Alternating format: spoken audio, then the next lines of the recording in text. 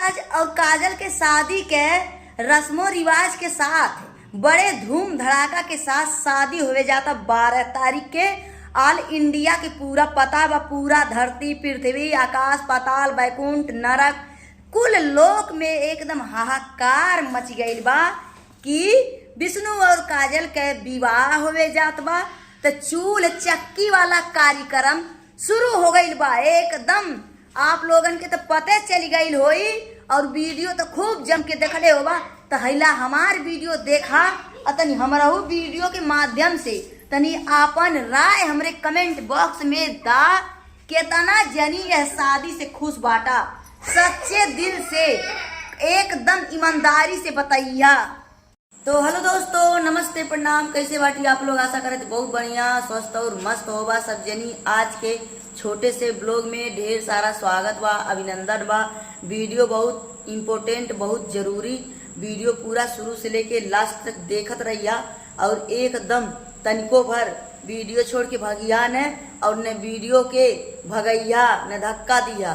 खाली देखा कि हमरे बाती में तनिको दम बा, तनिको भर हमरे बाती में सच्चाई बा कि नाई बा। पूरा शुरू से लेके आखिरी तक जब बनल रहा बा तो पूरा जानकारी तो हम इनके पता चली कि हम सही कहा थी कि झूठ कहा थी। तो चला हमरे वीडियो में सब जनी लगल रहा, बजल रहा।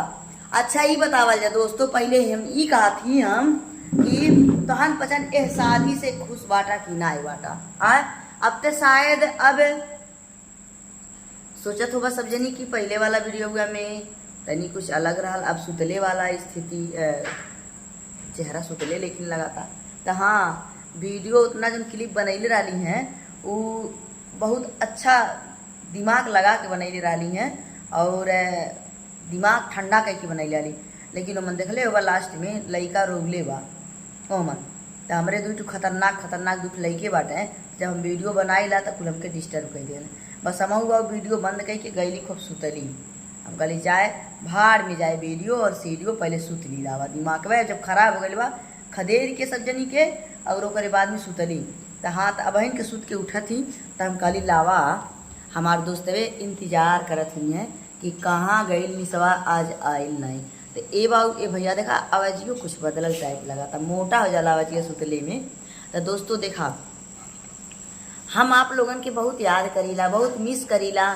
हमके नीक नाई लगला जब आप लोगन के बीच में हम नाई आईला। हमें दिन भर टेंशन रहाला और जब हम आप लोगन के जब सामने आ जाइला तो हमार दिमाग का हमार जब धड़कन होला वो जब हमार दिल का धड़कन वो कुछ कम हो जाला। हम सोचिला कि आप लोगन से कुछ न कुछ बात कही के तब आपन हम दिन अच्छा लाई। लेकिन का करी, ऐसा प्रॉब्लम आ जाला ने कि हो ही नहीं पावाला। तो ये दोस्तों, अब चला ज़्यादा बात न बढ़ाते हुए हम आप लोगन के हम बतावा थी पहले ई विष्णुराज और काजल के बारे में। ई जन बियाह होता तो ई इन्हन पचन के कलिया से रस्म रिवाज चालू हो गई बा। चूल पड़े के आई मट्टी उट्टी वाला मतलब आई टिकाई आई मतलब हर एक चीज रस्म पूरा चालू बा। और आज के रस्म उर्द चावल फटकन उटकन परल है। निशा भी अलिन है, लेकिन निशा अलिन खाली लूटे अलिन खाली लुटेरा। और तुहन पचन के कुछ ई भी जवाब बा कि काहे निशा के साथे काहे ज्योति या महादेव नहीं आवेल है। तो ज्योति महादेव काहे नहीं आवेल है, आप लोगन के हम पहले वाले वीडियो में बता दे रही हैं कि ई का नाम है, दुई भाई के बीच में छोटके भौजाई छोटके भाई से सहाला नहीं। शादी के 8 दिन 10 दिन के पहले छोट भाई भौजाई से बोली है तो कुछ अनर्थ हो जाए ऐसे। और ई एक बात रहा है और ओमन कुछ ताना भी ओमन बा, कुछ ज्योति या महादेव कुछ निशा के ताना वाना मार दिला है। इहो बतिया बा, दोनों बतिया बा। मेन बतिया तो सहले वाला बात ना, साहत नाही। छोटके भाई या छोटके भौजाई से ननद के जब बियाह ठीक होला ओकरे 8-10 दिन के मतलब जब रस्म रिवाज के पहले से तब बोलचाल बंद हो जाला। नहीं तो कुछ अनहोनी हो जाए, चाहे उन्हीं हो जाए और नहीं तो इन्हीं हो जाए। ये बात हम आप लोगन के अगले वीडियो में बता दे रही हैं। तो हम फिर दोहरा देली। ये बात हुई है, सब जनी कमेंट करके कहल है कहाँ गई ज्योति, क्यों नहीं वीडियो में आती है, निशा से क्यों नहीं बात व्यवहार करती है। क्यों नहीं बोलते, महादेव भी नहीं लौकते हैं, दिखते हैं। तो हम आप लोगों से ये बात आप लोगों से एकदम साबित कर चुके हैं कि नहीं सहता है ये सब बात। और चलिए दोस्तों, ये बात तो हो गया। अब हम ये बात को बताएंगे, ये जो रस्म रिवाज के साथ बहुत धूम धड़ाके के साथ दोनों काजल और विष्णु का शादी हो रहा है, तो कुछ लोग नहीं खुश हैं, तो ना ही खुश बाटा तो न खुश रहा। तहन पचन के जरती पड़ गया तो जरती पड़ल रहे, तहन पचन के का नाम है, तहन पचन के टूटी पड़ गया तो टूटी पड़ल है, तहन पचन के नहीं निक लगा तो नहीं निक लगा। हमके नीक लगा था, हमके ए नाते नीक लगा था कि मालती तो गई दुनिया छोड़ के, उनके साथे रस्म रिवाज से शादी भइल नहीं रहा। रस्म रिवाज कुछ भी नहीं, न रस्म न रिवाज न कोनो कुछ, मतलब कौनो चीज़िए नहीं। बेचारी बिना रस्म के आई थी और बिना रस्म रिवाज के चली गई। मतलब कि ना चूल पड़ा, ना गाना हुआ, ना बजाना हुआ, न कुछ भी कौनो, मतलब एक लव मैरिज जैसे होता है ना कि जाओ लेकर मंदिर में आओ शादी करके, और फिर भी लोग बहुत खुश रहते हैं बिना रस्म रिवाज के। लेकिन ना कोनो रस्म ना कोनो रिवाज के आई बेचारी, और उसके बाद में ना कोनो रस्म ना कोनो रिवाज के बिना बेचारी चली, बेचारी कह रहे हैं, उसको बेचारी नहीं कहना चाहिए, बिना रस्म रिवाज के बेचारी चली गई। मर्द का न सिंदूर नसीब हुआ, ना मर्द का अग्नि दाह संस्कार नसीब हुआ, न काम क्रिया कुछ भी नहीं, न श्रद्धांजलि कुछ भी नहीं नसीब हुआ। बेचारी एक बैग आई और ऐसे आई सुनसान में चली गई बेचारी, लेकिन मुँह से निकल जाएगा तो गईलिन पे जान। जब बिना रस्म रिवाज के आई तो कहाँ से ठीक हुआ। अब देखा हुआ अब काजल रस्म रिवाज से बाटी नहीं, अब उनका शादी अब संपन्न हुई, अच्छा से खुशी से सजनी रही है, बढ़िया भइल ने आखिर। अब एमन ना कोनो रस्म रिवाज कोनो के कुछ कमी रही। अब कुल होता न, कुल वीडियो भी बनाता न। इनके शादी में बेटा भी तो देखा था, बेटा भी तो सबूत रही हमारे पापा किस तरह से शादी किए थे, बहुत सारे सबूत हैं। और दोस्तों कुछ लोग कमेंट करते बाटे कि का नाम है ऐसे शादी कर रहा है जैसे इसका शादी कभी हुआ ही नहीं था, पहली बार शादी हुआ है। ए बात पहले तुहन पचन बतावा, तुहन पचन के शादी होला तो तुहन पचन नहीं चाहकेलू का, चाहकेलू नहीं चाहकेलू, तुहन पचन नहीं सेखरालू, बताओ पर तुम पचन की नहीं खुशी और तुम पचन नहीं मन में लड्डू फूटाला, तुम पचन नहीं सोचेलो बता रहे के जा हृदय के जा पिया के जा, तो वैसे हो। अरे कुछ भइल तैल कुछ बटल है बा, सब कुछ बटल है बा, अब बकिया का बा।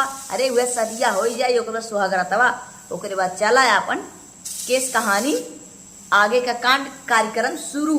खाली देखा जा खाली तहन पचन ते एक बैग ऐसा ऐसा सवाल उठा देला कि सोचे पड़ाला। अब तहन पचन बिना समझले बुझले सवाल उठा देबा। अरे भाई होता देखा सुना, अब का मालती के लेके जिंदगी भर बैठल रही है, बिना रस्म रिवाज के आई लगी, उनके ऊपर सूट नहीं करता शादी फादी। और अब बेचारी के शादी हो रहा है, दोनों बहुत खुशी है, नात बात जुट रहे। निशा आ ही गई, निशा तो आती है, उसको लोग पता नहीं क्यों खोज के भगा देते हैं। नंदोई को मारने का धमकी दे रही हैं काजल रानी, काजल राघवानी। अब आप लोगों से हमें बता दे रहे हैं, अब आप लोगों से हमें बता रहे हैं काजल जो मारने को जो धमकी दे रही है नंदोई को, मार भी सकती है, पीट भी सकती है, दांते काट भी सकती है, और कपड़ा लगता निकाल के भगा भी सकती है, लात भी कुछ भी कर सकती। भाई बड़ी भौजाई है, बड़ी सरहज है, उसका हक पाद है, बढ़िया ना हुई। मने मार नहीं सकती है नंदोई को, सोने का नंदोई है, मारेगी नहीं। निशा को भी मारेगी, काहे नहीं मारेगी, उसका हक है, उसका पाद है, वो उतना लायक है, तो काहे नहीं मारेगी, मारेगी। अरे बड़ी पतोई है, बड़ी भौजाई। अब मालती जब नहीं रीति रिवाज रस्म रिवाज से आई थी तो मालती भाई ये सब नहीं कर सकती है, उसको दुनिया छोड़ के जाने का बहुत जरूरी था।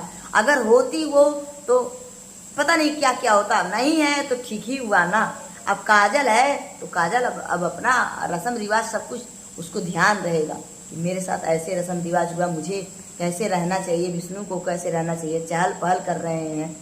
अब आप लोग फालतू फालतू कमेंट करते हैं तो नहीं समझ में आता है किसका रीति रिवाज और रस्म रिवाज से किसका नहीं ब्याह होता।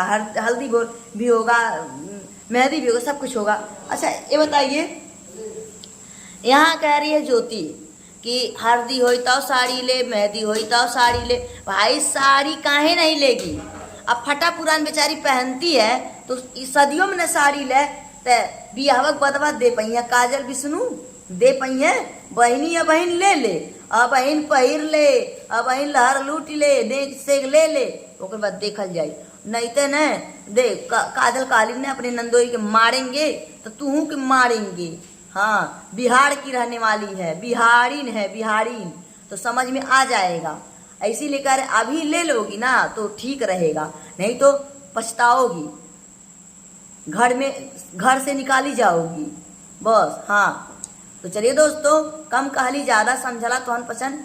और अब मिलत तोहन पसंद से अगले वीडियो में। गलती चलती होई तो करे खरतीन माफ़ करे हमें, और चलत बाटी अब अगले वीडियो में उपस्थित हो गए।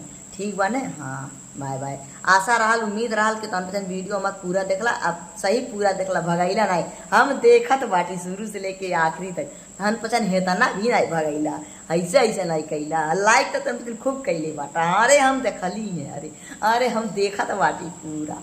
देखब नहीं, हमार दोस्त ना नीक नीक बाटे।